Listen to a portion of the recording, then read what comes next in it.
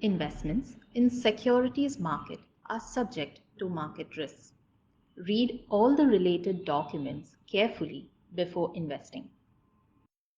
Hi, in this video we're going to talk about something that every retired person thinks about, which is how to generate a steady source of income that replaces your salary once you retire. Now, there are two popular ways that people look at generating this income. One is through the purchase of a pension or an annuity, and the second is by creating a systematic withdrawal plan from a portfolio of mutual funds. Now, each of these options has its own advantages and disadvantages, and we are going to dig into what they are and when they actually work for each person. My colleague Roshan has done a shorter version of this video, so if you'd like to look at that, you can watch it here.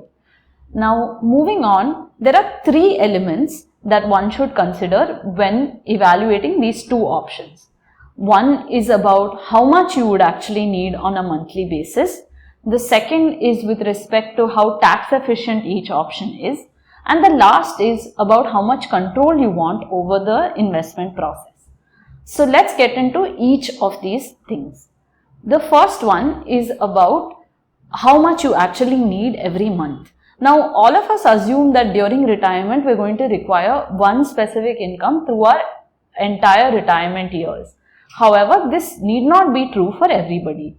For instance, in the earlier years in your retirement, you might have larger expenses in the areas of travel, whereas later on, you might have higher medical expenses. So, these expenses actually change over a period of time, and it's not necessary that you're going to need a fixed amount through your entire life.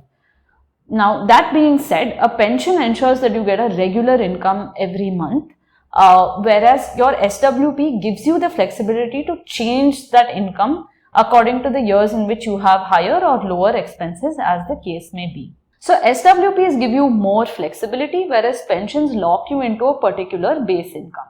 So, at one level, we can read this as SWPs are flexible, whereas pensions give us a certain security of a guaranteed sum that comes in every month. Now, moving on to the second aspect of tax efficiency, how are pensions and SWPs taxed? When we look at a pension scheme, that income is treated as salary. So, whatever your slab rate is, that is the tax rate that you're going to be paying on the pension income, and the entire amount is taxable. When it comes to SWP money, what you're actually doing is buying units of a mutual fund, and the systematic withdrawal plan involves the sale of those units. So when you're selling a unit, part of it is your invested capital and part of it is your capital gains. So in this case, a smaller portion is getting taxed because only the part that is capital gains is actually going to be taxed.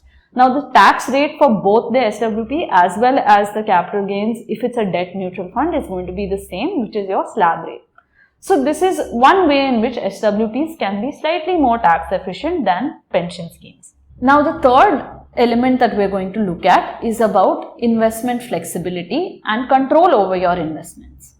When it comes to a pension, the product is fairly simple. What you're doing is you're purchasing an annuity from an insurance company. So you pay them a large lump sum from which they are going to ensure that you get a monthly income over a long period of time.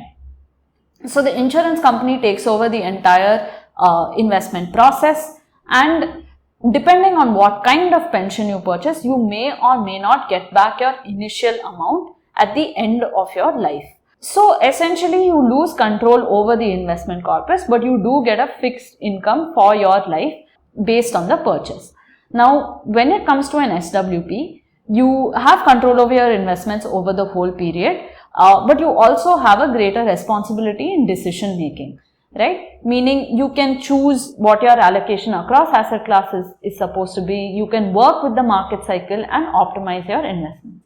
So, for each investor, what we realize is that there are many factors to take into consideration. So, you are going to be looking at inflation, you're going to be looking at how much you actually need, you're going to look at your own risk profile, and because there are so many elements involved, it makes sense to make a more informed decision. We hope this video helped you in understanding the differences between SWP and pension funds. If you like this video, please share it with your friends and follow us for more content like this.